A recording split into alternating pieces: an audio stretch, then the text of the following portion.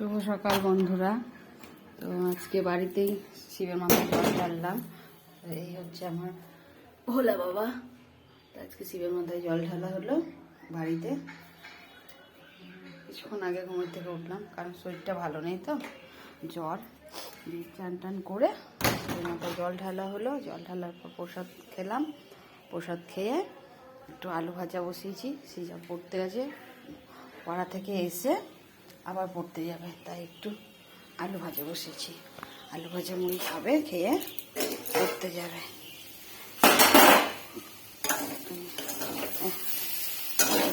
লাগা লাগা হয়ে যাচ্ছে।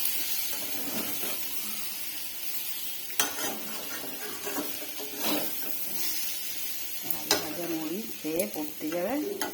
খাবার পর আমিও খাবো, বাবাও খাবে, কারণ আমাকে ওষুধ খেতে হবে, তো আমার জ্বর, তাই আমি একটু তাড়াতাড়ি মুড়িটা খাবো, খেয়ে ওষুধটা খাবো।